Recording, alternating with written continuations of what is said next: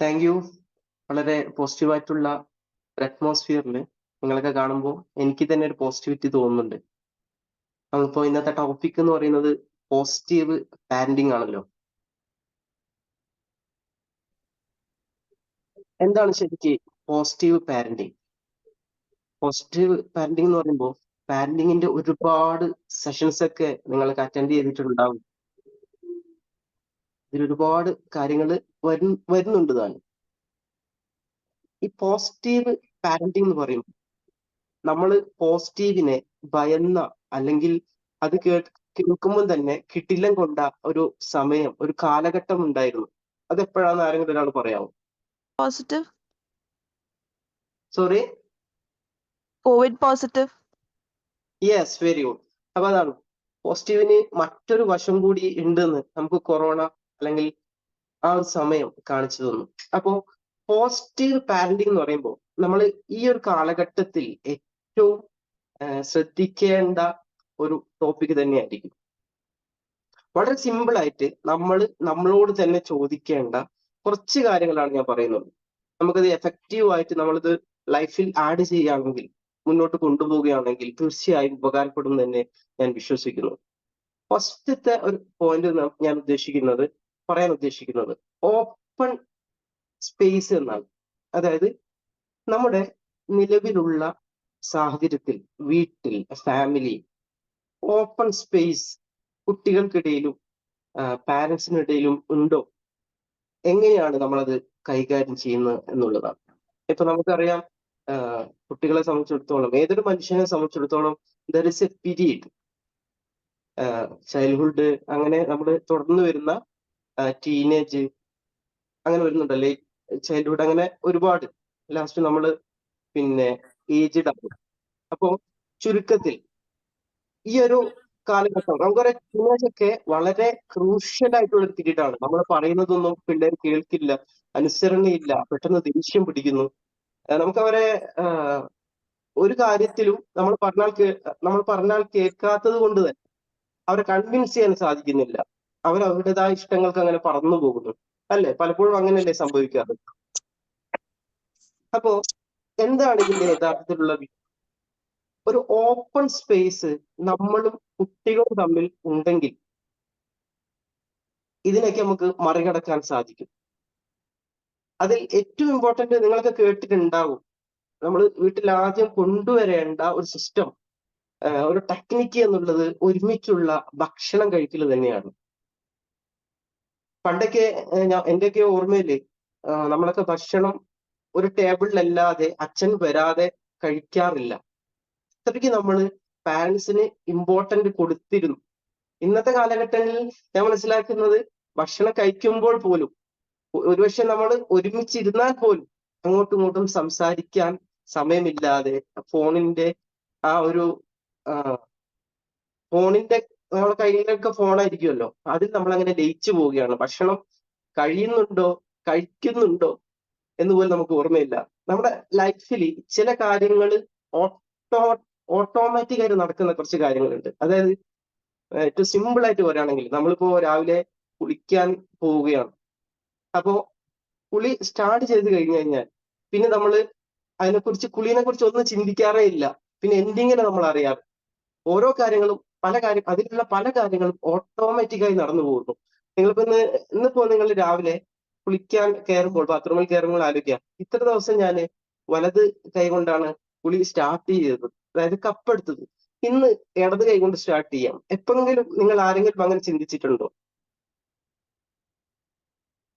Anyone? ഇല്ല. ഇല്ല.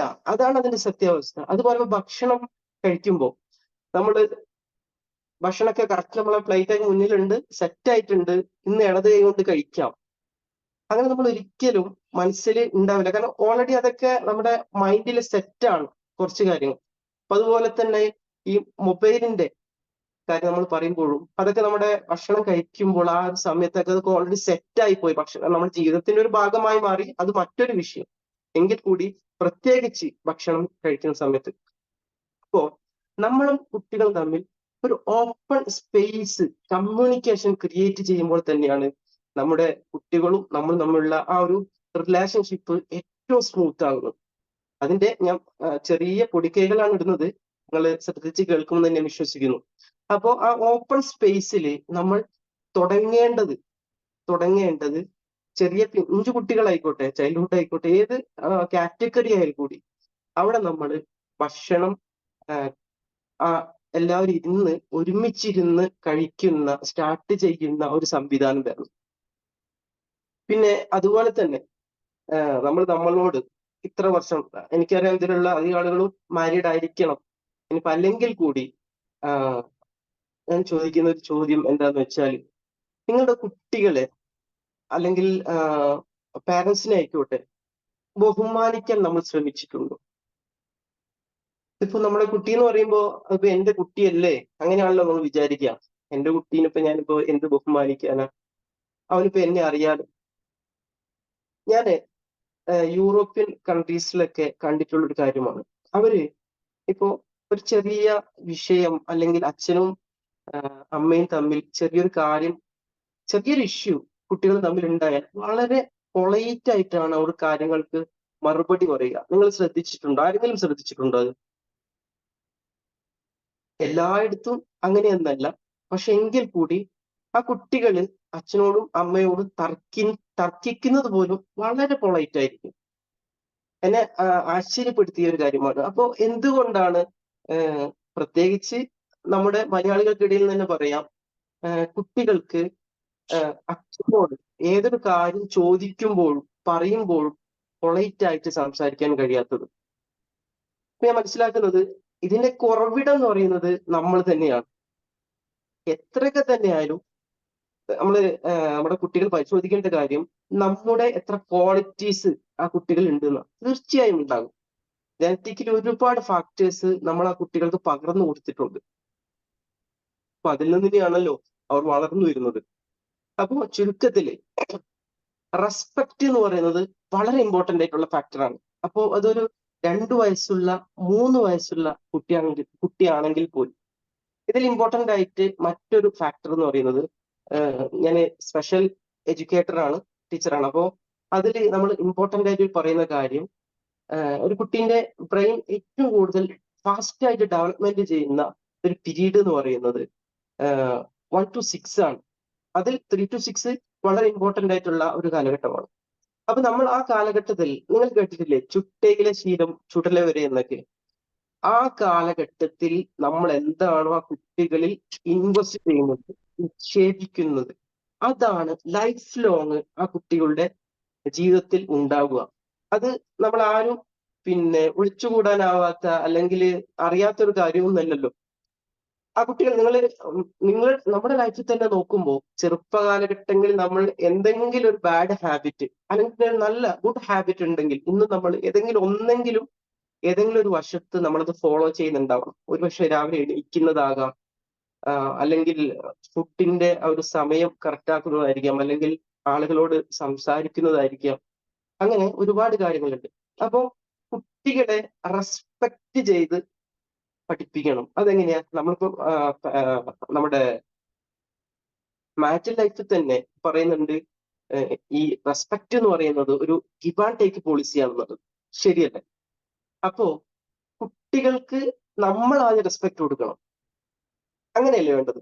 നമ്മൾ അങ്ങോട്ട് കൊടുക്കുമ്പോഴാണ് ഇങ്ങോട്ടും കിട്ടുക. അപ്പൊ ഇതൊരു ഗിവ് ആൻഡ് ടേക്ക് പോളിസിയാണ്. നിങ്ങൾ എന്താണോ കുട്ടികൾക്ക് കൊടുക്കുന്നത് അതാണ് തിരിച്ചും കിട്ടുക. നമ്മളിപ്പോ പറയുമല്ലോ, കൊടുത്താൽ കൊല്ലത്തിലും കിട്ടും എന്ന് പറയുമല്ലോ.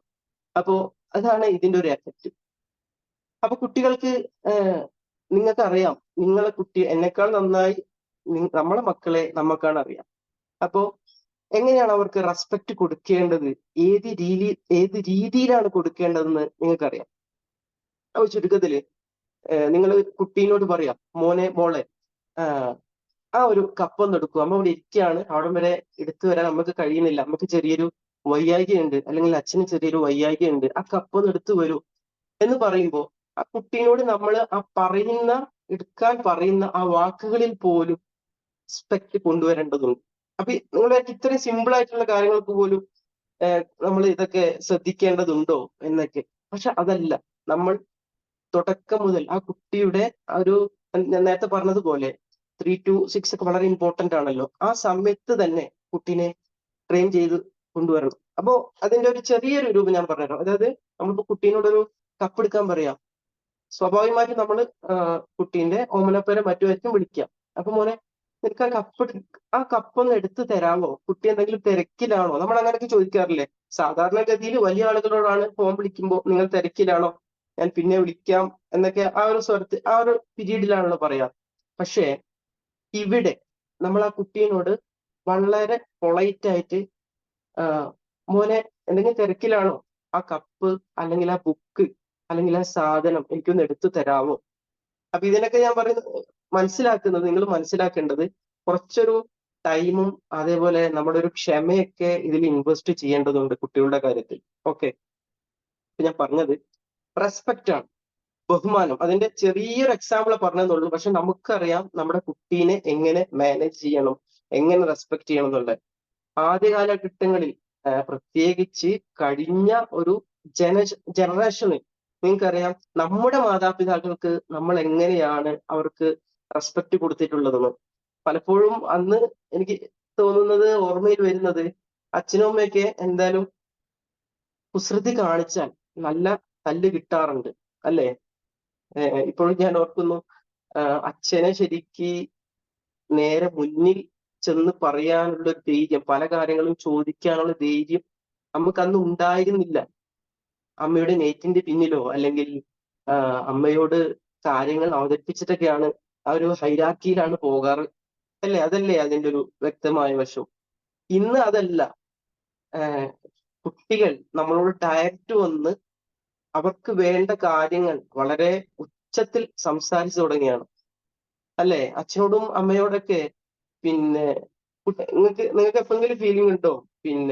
അതായത് എന്റെ മകൻ ഭാര്യയോട് അല്ലെങ്കിൽ ഭർത്താവിനോട് പറഞ്ഞതിന്റെ ശേഷമേ എൻ്റെ അടുത്ത് ഏതൊരു കാര്യവും എത്തൂ എന്നുള്ളത്? തീർച്ചയായും അങ്ങനെ ഉണ്ടാവില്ല. അവരൊക്കെ ഇപ്പോഴത്തെ ഒരു കാലഘട്ടം എന്ന് പറയുന്നതാണ്, ഞാൻ കാലഘട്ടത്തെ കുറ്റപ്പെടുത്തുകയല്ല, എല്ലാം അപ്ഡേറ്റഡ് ആണ്, ഫാസ്റ്റ് ആണ്. ഇങ്ങനെ ഒരു ഹൈറാർക്കിയൽ വേ ഒന്നും കുട്ടികൾക്കില്ല, അവർക്ക് അതിനെപ്പറ്റി അറിയില്ല. അപ്പൊ ഇതൊക്കെ എവിടുന്ന് തുടങ്ങുന്നുണ്ടെന്ന് വെച്ചാൽ നമ്മുടെ അടുത്ത് നിന്ന്, നമ്മുടെ കൈകളിൽ നിന്നാണ് ഇതൊക്കെ സ്റ്റാർട്ട് ചെയ്യേണ്ടത്. അപ്പൊ ഞാൻ പറഞ്ഞു തന്നത് റെസ്പെക്റ്റ് ആണ്, ബഹുമാനത്തെ കുറിച്ചാണ് പറഞ്ഞത്. ഈ റെസ്പെക്റ്റ് കൊടുക്കുന്ന അതേ സമയം നമ്മൾ അതിൽ ഒരു പൊടിക്കൈയായി കൊടുക്കേണ്ട മറ്റൊരു സാധനം കൂടിയുണ്ട്, ലവ്. റെസ്പെക്റ്റ് ആൻഡ് ലവ് ഏതൊരു കുട്ടിക്കും അവന്റെ ജീവിതത്തിൽ ഏറ്റവും ഇമ്പോർട്ടന്റ് ആയിട്ടുള്ള ഒരു ഫാക്ടറാണ് the respect and the same time love. ഞാൻ നേരത്തെ പറഞ്ഞ ആ കപ്പെടുക്കുന്ന ആ ഒരു വിഷയം പറഞ്ഞിട്ടുണ്ടായിരുന്നല്ലോ, കുട്ടീനോട് എടുക്കാൻ പറയുന്നത്. അതിൽ നമ്മൾ ഉപയോഗിക്കുന്ന വാക്കുകളിൽ അപ്പൊ ഈ ഞാൻ പറയുന്ന ഈ ലവ് എന്ന് പറയുന്നത് നമ്മൾ വാത്സല്യത്തോടെ പറയുമ്പോൾ അത് കൂടുതലായാലും പ്രശ്നമാണ്. ഒക്കെ ഒരു വേരിയേഷനിൽ ആ ഒരു കറക്റ്റ് വേരിയേഷൻ ഒന്നും കൊടുത്തിട്ടില്ലെങ്കിൽ അത് ഓവറാവും. അപ്പൊ എന്ന് വെച്ചാല് നമ്മൾ ആ കുട്ടീനോട് പറഞ്ഞു മോനെ ആ കപ്പ് എടുക്കുക എന്ന് പറയുന്നതിൽ പോലും ഒരേ സമയം റെസ്പെക്റ്റും ലവും നമുക്ക് എന്ത് ചെയ്യാൻ കഴിയണം, ആഡ് ചെയ്യാൻ കഴിയണം. അതെടുത്തതിന് ശേഷം, കുട്ടി വന്നതിന് ശേഷം വേണം നമ്മൾ ആ കുട്ടീനെ അപ്രീസിയേറ്റ് ചെയ്യല്ലോ. ഏതൊരു കാര്യവും അപ്രീസിയേഷൻ കൊടുക്കുമ്പോഴാണ് അതിന്റെ ഒരു കറക്റ്റ് ഫിനിഷിങ്ങിലേക്ക്, ക്ലോസിങ്ങിലേക്ക് അത് എത്തുന്നത്. അപ്പോ കുട്ടി അത് എടുത്തുകൊണ്ട് നമ്മളെ കയ്യിൽ തന്നാൽ അല്ലെങ്കിൽ ടേബിളിന്റെ മുകളിൽ വെച്ച് കഴിഞ്ഞാൽ നമ്മൾ ആ കുട്ടിയെ അക്സെപ്റ്റ് ചെയ്യണം. ഓക്കെ, താങ്ക് യു മോനെ, താങ്ക് യു അരുൺ. എനിക്ക് വേണമെങ്കിൽ നമുക്കൊന്ന് തലോടാം. അത് ഉദ്ദേശിച്ചത് അത് ഓവറായിട്ടല്ല, അതിന്റെ ഒരു ഞാൻ നേരത്തെ പറഞ്ഞ ആ വേരിയേഷൻ മറികടക്കാതെ ആ കുട്ടിക്ക് ഒരേ സമയം റെസ്പെക്റ്റും ലവും കുട്ടിക്ക് നൽകാൻ കഴിയണം. ഞാൻ ഇതുവരെ പറഞ്ഞ കാര്യങ്ങൾ, കുറച്ച് കാര്യങ്ങൾ പറഞ്ഞിട്ടുള്ളൂ, സ്പീഡാകുന്നില്ല എന്നാണ് മനസ്സിലാക്കുന്നത്. നമുക്ക് ഒരുപാട് സമയമില്ല, അതുകൊണ്ട് ചെറിയ രൂപത്തിൽ സ്പീഡാക്കാൻ ശ്രമിക്കുന്നുമുണ്ട്. ഓക്കെ, ഇനി നമ്മള് കുട്ടികൾക്ക് പാരന്റിങ് ലൈഫിൽ, പോസിറ്റീവ് പാരന്റിങ്ങിൽ ഏറ്റവും ഇമ്പോർട്ടന്റ് ആയിട്ട് ആഡ് ചെയ്യേണ്ട ഒരു പോയിന്റ് ആണ് റെസ്പോൺസിബിലിറ്റി. ഇന്ന് ഒരുപക്ഷെ നിങ്ങളുടെ ജീവിതത്തിലും അനുഭവം ഉണ്ടാകാം. 21, 22, 23 ആ ഒരു നമ്മുടെ ടീനേജ് കഴിഞ്ഞ ഒരു ഏജ്, അത് വളരെ ഇമ്പോർട്ടന്റ് ആണല്ലോ. ആ ഒരു പ്രായത്തിൽ പലപ്പോഴും നമ്മൾ ജോലിക്ക് ശ്രമിക്കാറും 23 ഡിഗ്രി കഴിഞ്ഞ് നമ്മൾ 22 ഒക്കെ ആകുമ്പോൾ ഡിഗ്രി കഴിയും, അതിനുശേഷം നമ്മൾ ജോലിക്കൊക്കെ അപ്ലൈ ചെയ്യുന്നു, അല്ലെങ്കിൽ കുറെ കൂടി ഹയർ എഡ്യൂക്കേഷനൊക്കെ പോകുന്നു.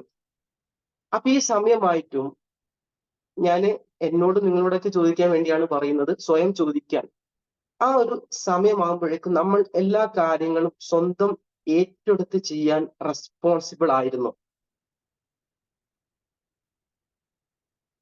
പല ആളുകളും, ഞാൻ അടക്കം അങ്ങനെ ചിന്തിക്കുമ്പോൾ എവിടേക്കോ ചെറിയ പാക പിശകുകൾ പറ്റിയിട്ടുണ്ട് എന്നൊക്കെ നമ്മൾ ചിന്തിക്കുന്നുണ്ടോ? അതായത് നമ്മുടെ ലൈഫിൽ വന്ന ആഫ്റ്റർ എഫക്റ്റിൽ പലപ്പോഴും നമ്മൾ കുറ്റപ്പെടുത്താറ്, അല്ലെങ്കിൽ എപ്പോഴെങ്കിലും ഉള്ളിൽ തോന്നാറ് എന്താണ്, എന്റെ പിതാവ് എന്നെ ഓവറായിട്ട് സ്നേഹിച്ചത് കൊണ്ട്, വാത്സല്യം തന്നത് കൊണ്ട്, എന്നെ ഓവറായിട്ട് കൺസിഡർ ചെയ്തുകൊണ്ടാണ് ഞാൻ ഇന്നൊരു ലെവലിൽ എത്താതിരുന്നത്. അങ്ങനെയൊക്കെ തോന്നാറുണ്ടോ? ഇതിന്റെ യഥാർത്ഥ വശം എന്താണെന്ന് വെച്ചാൽ, നമ്മൾ കുട്ടികളെ ചെറുപ്പം മുതലേ, നേരത്തെ പറഞ്ഞു, ആ ട്രെയിനിങ്ങിൽ ഈ ഒരു ഇമ്പോർട്ടന്റ് ആയ റെസ്പോൺസിബിലിറ്റി കൂടി ആഡ് ചെയ്യേണ്ടതുണ്ട്. ഞാൻ ഈ ഇടക്കായിട്ട് ഒരു ഇന്റർവ്യൂ ഒരാൾ ചെയ്തപ്പോൾ അതിൽ പറയുന്നതായി കേട്ടിട്ടുണ്ട്. വലിയൊരു കമ്പനിയാണ്. അപ്പോ അദ്ദേഹത്തെ റിക്രൂട്ട് ചെയ്യാൻ MD-യും അതേപോലെ ബന്ധപ്പെട്ട വലിയ ഓഫീസേഴ്സ് ഒക്കെ ഇങ്ങനെ ഇരിക്കുന്നുണ്ട്. അപ്പോ ഇന്റർവ്യൂ ഇങ്ങനെ നടന്നുകൊണ്ടിരിക്കുമ്പോൾ നമ്മുടെ ഇന്റർവ്യൂവർ ചെയ്തുകൊണ്ടിരിക്കുമ്പോൾ വളരെ എഫക്റ്റീവ് ആയിട്ട് ആ ഇന്റർവ്യൂവിന് വന്ന ആള് ആൻസേഴ്സ് ഒക്കെ പറയുന്നുണ്ട്, വളരെ കോൺഫിഡന്റ് ആയിട്ട് പറയുന്നു. അപ്പൊ നമ്മുടെ MD തൊട്ടടുത്തുള്ള ഇന്റർവ്യൂ ചെയ്യുന്ന ആളും അതേപോലെ തൊട്ടടുത്തിരിക്കുന്ന മാനേജിങ് പാർട്ട്ണറും ഉണ്ട്. അപ്പൊ അവരങ്ങനെ ഡിസ്കസ് ചെയ്തു, സാർ ഇവൻ ഓക്കെ ആണല്ലോ, നമുക്ക് ഇവനെ സെലക്ട് ചെയ്താലോ? അപ്പോ തൊട്ടപ്പുറത്തിരിക്കുന്ന ആള് പറഞ്ഞു, സാർ അവന് എനിക്ക് അത്രയ്ക്ക് പിടിച്ചിട്ടില്ല. സംഭവം അവൻ കാര്യങ്ങൾക്കൊക്കെ റീപ്ലൈ ഒക്കെ തരുന്നുണ്ട്, എങ്കിൽ കൂടി അയാൾ വാച്ച് ധരിച്ചിട്ടില്ല. അപ്പോ ഇയാൾ വളരെ ആശ്ചര്യത്തോടെ ചോദിച്ചു, വാച്ചും ഇതും തമ്മിൽ എന്ത് ബന്ധം? അങ്ങനെ സ്വാഭാവികമായിട്ടും MD മാനേജിംഗ് ഡയറക്ടർ ആണല്ലോ, അയാൾ പിന്നെ അയാളെ സ്റ്റാഫായി എടുത്തു. ഇന്റർവ്യൂ കഴിഞ്ഞ് അയാൾ സ്റ്റാഫായി എടുത്തു. അങ്ങനെ ദിവസങ്ങൾ കടന്നു പോകുന്നു. കുറച്ച് ദിവസങ്ങൾ കഴിഞ്ഞപ്പോൾ വളരെ ഇമ്പോർട്ടന്റ് ആയിട്ടുള്ള കാര്യങ്ങളൊക്കെയാണ്, വലിയ ഓഫീസാണല്ലോ. അപ്പോ കുറച്ച് ഫയൽസ് ഒക്കെ ബാങ്കിലൊക്കെ കൊണ്ടുപോകാനുണ്ടായിരുന്നു, അതേപോലെ മറ്റു കാര്യങ്ങളൊക്കെ. അപ്പൊ ഇതേപോലുള്ള കുറച്ച് റെസ്പോൺസിബിൾ ആയിട്ടുള്ള കാര്യങ്ങൾ ഇയാളെ ഏൽപ്പിക്കുമ്പോൾ അതിന്റെ പേപ്പേഴ്സ് കളഞ്ഞു പോവുക, പലതും മറന്നു പോവുക, അങ്ങനെയൊക്കെ റീസെന്റ് വരിക. അപ്പോ കുറച്ചും കഴിഞ്ഞപ്പോൾ തന്നെ അദ്ദേഹത്തിനോട് ആ ഓഫീസിലുള്ള പലർക്കും ഒരു വലിയൊരു മതിപ്പൊന്നുമില്ല. അപ്പൊ നമ്മുടെ മാനേജിംഗ് ഡയറക്ടറോട് ഇന്റർവ്യൂ ചെയ്തിരുന്ന അന്ന് ഒപ്പം ഇരുന്ന ആള് പറഞ്ഞു, ഞാൻ അന്നേ പറഞ്ഞില്ലേ, അവന് റെസ്പോൺസിബിലിറ്റി ഏറ്റെടുക്കാനുള്ള ഒരു എബിലിറ്റി ഇല്ല, അവനൊന്ന് വാച്ച് ധരിച്ചില്ല, അങ്ങനെയാന്ന് നിങ്ങളോട് സൂചിപ്പിച്ചിട്ടുണ്ടായിരുന്നില്ലേ? അപ്പോ കാര്യം സിമ്പിൾ ആണ്. നമ്മുടെ ഇപ്പുറത്തിരുന്ന ആള് പറയാം, അയാള് അന്ന് ആ വാച്ച് ധരിച്ചില്ലല്ലോ. എന്തുകൊണ്ട്? ഞാൻ മനസ്സിലാക്കിയത്, സൈക്കോളജിക്കലി ഞാൻ മനസ്സിലാക്കിയത്, ആ വാച്ച് പോലും സൂക്ഷിക്കാൻ, അല്ലെങ്കിൽ അത് കീപ്പ് ചെയ്യാൻ ഓർമ്മ കുറവോ മെമ്മറി ലോസോ എന്തെങ്കിലും കൊണ്ടായിരിക്കണം ഒരു ഇന്റർവ്യൂവിനൊക്കെ വരുമ്പോൾ അയാൾ അത് കെട്ടാതിരുന്നത്. അന്ന് എനിക്ക് അന്ന് മൈൻഡിൽ തോന്നി, അതുകൊണ്ടാണ് ഞാൻ സാറിനോട് അങ്ങനെ പറഞ്ഞത്. അപ്പൊ എന്താണ് ഇവിടെ സംഭവിച്ചത്? ഏകദേശം ആ ഇന്റർവ്യൂവിന് വന്ന ആ ആൾക്ക് 10-25 വയസ്സൊക്കെ ഉണ്ടെന്നാണ് ഞാൻ മനസ്സിലാക്കുന്നത്. അപ്പോ ഇത് ചെറിയൊരു എക്സാമ്പിൾ ആണ് ഞാൻ പറഞ്ഞത്. റെസ്പോൺസിബിലിറ്റി എവിടുന്ന് തുടങ്ങണം? ഏറ്റവും സിമ്പിൾ ആയിട്ട് പറയുകയാണെങ്കിൽ, നമ്മുടെ കുട്ടികൾ കിടക്കുന്ന ബെഡ് ഉണ്ടല്ലോ, അവിടുന്ന് മോർണിംഗ് സ്റ്റാർട്ടിങ് അവിടുന്ന് തുടങ്ങണം. എങ്ങനെയാണ്? സ്വാഭാവികമായും അവര് സ്കൂളിലും മറ്റും പോകാനുള്ളത് കൊണ്ടൊക്കെ നമ്മള് ചെറിയ കൺസെഷൻസ് ഒക്കെ കൊടുക്കാണ്ട് അവരുടെ കാര്യങ്ങളൊക്കെ നമ്മൾ ചെയ്ത് കൊടുക്കാം. പക്ഷെ ബെഡ്ഷീറ്റ്, ആ കുട്ടി കിടക്കുന്ന ബെഡ് വളരെ നീറ്റി ടൈഡി ആക്കിയതിനു ശേഷം ആ ബെഡ്ഷീറ്റ് അല്ലെങ്കിൽ ആ പുതപ്പ്, ബ്ലാങ്കറ്റ് അവിടുന്ന് വെക്കുന്ന മുതൽ ആ കുട്ടിയുടെ ശരിക്കും റെസ്പോൺസിബിലിറ്റി തുടങ്ങുകയാണ്. അതുപോലെ ആ കുട്ടി ഭക്ഷണം കഴിച്ചു കഴിഞ്ഞതിന് ശേഷം, ഫുഡ് കഴിച്ചതിന് ശേഷം ആ പ്ലേറ്റ് വാഷ് ചെയ്യുന്നത് മുതൽ ആ കുട്ടിയുടെ റെസ്പോൺസിബിലിറ്റി തുടങ്ങുകയാണ്. നമ്മൾ വിചാരിക്കും ഇതൊക്കെ വളരെ സിമ്പിൾ ആയിട്ടുള്ള ഒരു കാര്യമല്ലേ, പിന്നെ എന്തിനാ ഇതിലൊക്കെ ശ്രദ്ധിക്കണം? ഇങ്ങനെ സിമ്പിൾ ആയിട്ടുള്ള ഒരുപാട് കാര്യങ്ങളിൽ കൺസെഷൻ കൊടുക്കുന്നത് കൊണ്ട് തന്നെയാണ് പല കുട്ടികൾക്കും അവരുടേതായ ലക്ഷ്യങ്ങളിലേക്ക് എത്താൻ പറ്റാത്തത്. ഓക്കെ, അപ്പൊ ഞാൻ പറഞ്ഞ പോയിന്റ് നിങ്ങൾക്ക് വളരെ സിമ്പിൾ ആയിട്ട് ഞാൻ പറയാൻ ശ്രമിച്ചിട്ടുള്ളത് മനസ്സിലായിട്ടുണ്ടാവുമെന്ന് കരുതുന്നു. റെസ്പോൺസിബിലിറ്റി ആണ്. മറ്റൊരു കാര്യം നിങ്ങൾക്ക് അറിയായിരിക്കും. നമ്മളിപ്പോ ഒരു 3 വയസ്സൊക്കെ ആകുമ്പോഴേക്ക് നമ്മുടെ കുട്ടികളെ 2.5-3 വയസ്സാകുമ്പോഴേക്ക് ടോയ്ലറ്റിംഗ് പഠിപ്പിക്കണമെന്നാണ്. ഞാൻ ഈ റീസെന്റ് ഒരു വീട്ടിൽ പോയപ്പോ കണ്ടത്. കുട്ടിക്ക് 5 വയസ്സൊക്കെ ആയിട്ടുണ്ട്. ഇപ്പോഴും 4.5 വയസ്സ് ബിറ്റ്വീൻ. ഇപ്പോഴും അമ്മ തന്നെയാണ് ആ കുട്ടീനെ ടോയ്ലറ്റിംഗ് ചെയ്യുന്നത്. കുട്ടി ബാത്റൂമിൽ പോയി കഴിഞ്ഞാൽ കൂടെ അമ്മയും പോവുകയാണ്. ശരിക്ക് ഇതൊക്കെ ഒരു വിരോധാഭാസം എന്നല്ലേ പറയുന്നത്. കുട്ടിക്ക് വേറെ വിഷയങ്ങളൊന്നുമില്ല. നമ്മൾ ട്രെയിനിങ് കൊടുക്കാത്തതിന്റെ വിഷയമാണ്. പിന്നീട് ഇതിനെല്ലാം പഴി കേൾക്കേണ്ടത് പാരന്റ്സ് ആയ നമ്മളൊക്കെ തന്നെയായിരിക്കും. നിങ്ങളൊക്കെ ഉള്ളിൽ സ്വയം ചിന്തിക്കേണ്ട കാര്യമാണ്. സിമ്പിൾ ആയിട്ടുള്ള കാര്യമാണ് ഞാൻ പറയുന്നത്. നമുക്ക് ഉൾക്കൊള്ളാൻ കഴിയുന്നതും അതേപോലെ പ്രാക്ടിക്കൽ ആയിട്ട് എന്റെ ജീവിതത്തിൽ അപ്ലൈ ചെയ്യാൻ പറ്റുന്ന കാര്യങ്ങൾ മാത്രമേ ഞാൻ പറയുന്നു. ഇനി ഇതൊക്കെ ഓക്കെ. നമ്മളിപ്പോ ഓപ്പൺ സ്പേസ് പറഞ്ഞു, റെസ്പെക്ട് ആൻഡ് ലവ് കുട്ടിക്ക് കൊടുക്കണം എന്ന് പറഞ്ഞു, റെസ്പോൺസിബിലിറ്റി പറഞ്ഞു. ഇനി എന്താണ് നമ്മൾ കുട്ടികൾക്ക് വേണ്ടത്? ഏറ്റവും ഇമ്പോർട്ടന്റ് ആയിട്ടുള്ള മറ്റൊരു പോയിന്റ് ആണ് സപ്പോർട്ട്. ഇപ്പത്തെ എനിക്ക് തോന്നുന്നത് ഒരു ന്യൂജൻ കാലഘട്ടം ആയതുകൊണ്ട് തന്നെ അച്ഛനും അമ്മയ്ക്ക് നമ്മൾ എന്തായാലും നമുക്ക് മ്യൂട്ടേഷൻ സംഭവിക്കുമല്ലോ. നമ്മൾ നേരത്തെ പറഞ്ഞ കൊറോണക്കൊക്കെ മ്യൂട്ടേഷൻ ഓരോ സമയം കൂടുന്തോറും മ്യൂട്ടേഷൻ സംഭവിച്ചുകൊണ്ടിരിക്കുന്നു. അപ്പൊ അതുപോലെ തന്നെ ഇപ്പൊ ഒരു ഫ്രണ്ട്ലി റിലേഷൻഷിപ്പ് ആണ് പല പാരന്റ്സും കീപ്പ് ചെയ്യാൻ ശ്രമിക്കാറ്. ഞാൻ നേരത്തെ പറഞ്ഞതുപോലെ എന്തും അമൃതമായ വിഷം എന്ന് പറയുമല്ലോ, എന്തും അതാണ് ഇവിടെ നമ്മൾ കീപ്പ് ചെയ്യേണ്ടത്. പക്ഷെ ഈ ഫ്രണ്ട്ഷിപ്പിന്റെ ഒരു ലെവൽ യഥാർത്ഥത്തിൽ വരുന്നത് നമ്മളിപ്പോ ഒരു ടീനേജ് ഉണ്ടല്ലോ, ആ ഒരു ഏജ് ആകുമ്പോഴേക്കാണ്. ഒരു 10 to എന്നൊക്കെ പറയാം. ഞാൻ മിനിമം ഒരു ഏജ് പറഞ്ഞതാണ്. നമ്മളെ ഇഷ്ടമാണ് എങ്കിൽ കൂടി പിന്നെ ഫ്രം 10 നമ്മളൊരു ഫ്രണ്ട്ഷിപ്പ് ലെവൽ ഇങ്ങനെ കുട്ടീനെ പതുക്കെ കൊണ്ടുവരികയാണെങ്കിൽ അത് കുട്ടിക്ക് കുറെ കൂടി കംഫർട്ടബിൾ ആവും. പ്രത്യേകിച്ച് ലേഡീസ്, ഗേൾസ് അതിലൊക്കെ. പിന്നെ ബോയ്സിന്റെ കാര്യത്തിൽ ഞാൻ മനസ്സിലാക്കുന്നത് ഒരു ഏജം കഴിഞ്ഞ് കഴിഞ്ഞാൽ പിന്നെ അവരുടേതായ ലോകത്താണ് ഇന്നിട്ടോ. പക്ഷെ നമ്മൾ അതിനൊന്നും നമ്മുടെ കുട്ടികളെ അതിലേക്കൊന്നും തള്ളി വിടരുത്. ഓക്കെ. അപ്പൊ റെസ്പെക്ട് നിങ്ങളാണെങ്കിലും റെസ്പെക്ട് അല്ല, സപ്പോർട്ട് നമ്മൾ എങ്ങനെയാണ് നമ്മളെ കുട്ടികൾക്ക് കൊടുക്കുക? ഇപ്പോ ചെറിയ കുട്ടികളൊക്കെ ആണെങ്കിൽ അവർക്ക് കളിപ്പാട്ടങ്ങൾക്കും ടോയ്സിനൊക്കെ വേണ്ടിയിട്ട് വല്ലാതെ കരയും. അപ്പൊ അതിലേക്കാണോ നമ്മൾ സപ്പോർട്ട് കൊടുക്കേണ്ടത്? എങ്ങനെയാണ് നമ്മുടെ കുട്ടികൾ നമ്മൾ സപ്പോർട്ട് ചെയ്യുക? ഇപ്പോ യഥാർത്ഥത്തിൽ നടക്കുന്ന വെച്ചാല് കുട്ടികളും പാരന്റ്സും തമ്മിലല്ല കോമ്പറ്റീഷൻ. നിങ്ങളൊക്കെ കേട്ടിട്ടുണ്ടാവണം. അതായത് നമ്മുടെ കുട്ടിയുടെ ഫ്രണ്ടിന്റെ പാരന്റ്സോ അങ്ങനെ ആയിട്ടുള്ള പാരന്റ്സോ ആയിട്ടാണ് അധികം കോമ്പറ്റീഷൻസ് നടക്കാറ്. അതായത് കുട്ടിയുടെ പഠനത്തിൽ, അവന്റെ വിജയങ്ങളിലൊക്കെ. അപ്പൊ നമ്മുടെ കുട്ടിയുടെ ഇന്നർ എബിലിറ്റി എന്താണെന്ന് പലപ്പോഴും നമ്മൾ കാണാറില്ല. അതിന്റെ ഞാൻ ചെറിയ ടെക്നിക്ക് പറയാം. നമ്മുടെ കുട്ടിയെ ഏതാണ് കുട്ടിയുടെ ലെവൽ എന്ന് മനസ്സിലാക്കാൻ വേണ്ടിയിട്ട്, അല്ലെങ്കിൽ കുട്ടിയുടെ ലൈഫ് പഠനത്തിൽ കുറെ കൂടി എന്താ പറയുക വൈഡബിലിറ്റി എന്നൊക്കെ പറയല്ലോ, അതേപോലെ നമുക്ക് പെട്ടെന്ന് കുട്ടീനെ ഒരു പ്രോഗ്രസ്സിലേക്ക് എത്തിക്കാനുള്ള ഒരു ചെറിയ ടെക്നിക്ക് പറയാം. ഒരു പക്ഷെ നിങ്ങൾക്ക് അറിയാമായിരിക്കും. എങ്കിൽ കൂടി ചെറുപ്പ കാലഘട്ടത്തിൽ തന്നെ കുട്ടി ഏത് സ്റ്റൈലിലാണ് പഠിക്കുന്നത്, അവൻ ഏത് സ്റ്റൈലാണ് കുറേയും കൂടി പഠിച്ചാൽ ബ്രെയിനിൽ പെട്ടെന്ന് കയറുക, മെമ്മറി പവർ കൂടുക, ആ ഒരു ലെവലില് കുട്ടിയുടെ ആ ഒരു എബിലിറ്റി നമുക്ക് കാണാൻ കഴിയണം. There is A different styles. അതായത് ഒരുപക്ഷെ വിഷ്വൽ ആകാം, ഓഡിറ്ററി ആകാം, കെനസ്തെറ്റിക് ആകാം. അപ്പോ ഒരുപാട് സ്റ്റൈൽസ് ഓഫ് ലേണിംഗ് ഉണ്ട്. അതിൽ എന്റെ കുട്ടി ഏത് സ്റ്റൈലിൽ ഇത് പഠിച്ചാലാണ് കുറെ കൂടി കംഫർട്ടബിൾ ആകുക, ഓക്കെ, അവന്റെ മെമ്മറിയിൽ നിൽക്കുക എന്നുള്ളത് നമ്മൾ അവനെ ഒബ്സർവ് ചെയ്ത് തന്നെ കണ്ടെത്തണം. അപ്പൊ നമ്മൾ ഇങ്ങനെ ഇത് ചെയ്യുന്നതിലൂടെ അവന്റെ ലക്ഷ്യത്തിലേക്ക് നമുക്ക് പെട്ടെന്ന് എത്തിക്കാൻ പറ്റും. അതിന് അസസ്മെന്റ്സ് ഒക്കെ ഉണ്ട്. പക്ഷെ ഒരു ഫാദർ അല്ലെങ്കിൽ ഒരു മദർ എന്ന നിലക്ക് നമുക്ക് നമ്മുടെ നിരീക്ഷണത്തിലൂടെ കണ്ടെത്താൻ കഴിയും എന്താണ്, ഏത് രൂപത്തിലാണ് എന്റെ കുട്ടീനെ പഠിപ്പിച്ചാൽ അവന് പെട്ടെന്ന് മനസ്സിലാകുക എന്നുള്ളത്.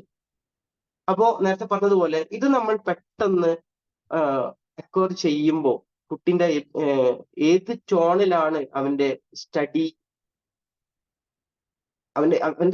ടോൺ എങ്ങനെയാണ് നമ്മൾ മനസ്സിലാക്കി കഴിഞ്ഞാൽ അവന്റെ ലക്ഷ്യത്തിലേക്കും അവനെ എത്രയും പെട്ടെന്ന് എത്തിക്കാൻ സാധിക്കും. അപ്പൊ ഈ സപ്പോർട്ട് എന്ന് പറയുന്നത് അവരുടെ അഭിരുചിക്കായിരിക്കണം, നമ്മുടെ അഭിരുചിക്കാണ്. അതാണ് കഴിഞ്ഞ കാലഘട്ടങ്ങളിലൊക്കെ, കഴിഞ്ഞ ഒരു ജനറേഷനിലൊക്കെ മാതാപിതാക്കൾ എന്താണോ അച്ഛൻ അല്ലെങ്കിൽ അമ്മ ചെയ്യുന്ന തൊഴില്, പലപ്പോഴും അച്ഛൻ ചെയ്യുന്ന തൊഴില് അതിലങ്ങനെ പെൺകുട്ടി പലപ്പോഴും ഇപ്പോഴൊക്കെ ആണല്ലോ കൂടുതലായിട്ട് നമ്മള് പെൺകുട്ടികളൊക്കെ പഠിക്കാനും, ഞാൻ അതിന്റെ ഒരു റേഷ്യോ കേട്ടോ ഉദ്ദേശിച്ചത്, പഠിക്കാനും മുന്നോട്ട് വരാനൊക്കെ തയ്യാറാകുന്നത്. കഴിഞ്ഞ ഒരു കാലഘട്ടങ്ങളിൽ അച്ഛൻ എന്താണോ ചെയ്യുന്നത് അതേപോലെ ആ മകനും ഇപ്പൊ കൂലിപ്പണിക്കാരനാണെങ്കിൽ ആ ഒരു തൊഴിൽ തന്നെ സ്വീകരിച്ച് ലൈഫ് ലോങ് അങ്ങനെ പോകുന്നു. അപ്പോ എന്താണ് കുട്ടിയുടെ അഭിരുചി, ടേസ്റ്റ് എന്ന് നമ്മൾ മനസ്സിലാക്കുമ്പോഴാണ് ആ കുട്ടിക്ക് ലൈഫിൽ പെട്ടെന്ന് തന്റെ ഗോൾസ് അച്ചീവ് ചെയ്യാൻ കഴിയും. അപ്പൊ ഞാൻ ഇതുവരെ പറഞ്ഞ കാര്യങ്ങൾ നമുക്ക് ഏകദേശം സമയമൊക്കെ ആയിട്ടുണ്ട്, ക്ലിയർ ആണെന്ന് വിശ്വസിക്കുന്നു. വളരെ സിമ്പിൾ ആയിട്ടുള്ള കാര്യങ്ങൾ ഞാൻ പറഞ്ഞിട്ടുള്ളത്. ഈയിടെയായിട്ട് കുട്ടികളിൽ റീസെന്റ് കാണുന്ന ഒരു വിഷയമാണ് അറ്റൻഷന്റെ. ഞാൻ ഇതിൽപ്പെട്ട ഒരു കാര്യമല്ല എങ്കിൽ കൂടി പറയുകയാണ്, അറ്റൻഷൻ വളരെ കുറവായിട്ടാണ് ഇപ്പൊ കുട്ടികൾ കാണുന്നത്. പല കേസുകളും നമ്മൾ ക്ലിനിക്കിലേക്ക് ഇരിക്കുമ്പോൾ ഒരു 2-3 സെക്കൻഡ് ഒക്കെ കുട്ടിക്ക് ശരിക്ക് ഏതെങ്കിലും ഒന്നിൽ ഫോക്കസ് ചെയ്യാൻ കഴിയുന്നു. അപ്പോ നമ്മൾ മനസ്സിലാക്കേണ്ടത്, കുറച്ച് വർഷങ്ങൾക്ക് മുന്നേ 2000-ലൊക്കെ ഇതിന്റെ ഡിസ്കഷൻ നടന്നപ്പോൾ, റിസർച്ച് നടന്നപ്പോൾ ഒരാൾക്ക് 12 സെക്കൻഡൊക്കെ ഒരു കാര്യത്തിൽ ഫോക്കസ് ചെയ്യാൻ കഴിയുന്നു. അപ്പൊ കുട്ടികളുടെ കാര്യത്തിൽ മാത്രമല്ല നമ്മുടെ കാര്യത്തിലും അങ്ങനെയാണ്. ശരിക്ക് നിങ്ങൾ ഒന്ന് ഇരുന്ന് ഒരു 5 മിനിറ്റ് നിങ്ങളൊന്ന് കാമായി ഇരുന്ന് ഒരു ലൊക്കേഷനിൽ തനിച്ചിരുന്നു ഒന്ന് നിങ്ങളെ തന്നെ കൺട്രോൾ ചെയ്യാൻ, ചിന്തകളെ കൺട്രോൾ ചെയ്യാൻ ശ്രമിച്ചാൽ നിങ്ങൾക്ക് മനസ്സിലാകും എത്രത്തോളം നമ്മുടെയൊക്കെ അറ്റൻഷൻ ഉണ്ട് എന്നുള്ളത്. അതായത് നമ്മുടെ മെയിനായിട്ട് മൊബൈൽ ഫോണിൽ കാണുന്ന ഷോർട്സ് വീഡിയോസ് ഒക്കെ ആണ് ഇതിന്റെ ഒരു എഫക്റ്റ് എന്ന് പറയുന്നത്, ആഫ്റ്റർ എഫക്റ്റ്. അപ്പൊ ഇന്ന് ഏറ്റവും ചുരുങ്ങിയത് ഒരാൾക്ക് 8 സെക്കൻഡൊക്കെയാണ്, ലാസ്റ്റ് 2013 ഒരു സ്റ്റഡി നടന്നപ്പോ 8 സെക്കൻഡൊക്കെയാണ് ഒരു മനുഷ്യന് ഫോക്കസ് ചെയ്യാൻ കഴിയുന്നുള്ളൂ എന്ന്. എനിക്ക് തോന്നിയപ്പോ 2013 കഴിഞ്ഞിട്ടിപ്പോ ഏകദേശം നമ്മൾ 11 വർഷം കഴിഞ്ഞു, ഇപ്പം എത്രത്തോളം ആയിട്ടുണ്ടെന്ന്. അപ്പൊ അതൊക്കെ എല്ലാവരും ശ്രദ്ധിക്കുമെന്ന് കരുതുന്നു. ഇങ്ങനെ ഒരു പ്രോഗ്രാം അറ്റൻഡ് ചെയ്യാൻ അവസരം തന്ന അതിലിപ്പോ നിങ്ങളൊക്കെ പാർട്ടിസിപ്പേറ്റ് ചെയ്തിട്ടുണ്ടാവും. സീഡ് ഇന്റർനാഷണൽ പ്രത്യേകം നന്ദി അറിയിക്കുന്നു. Thank you.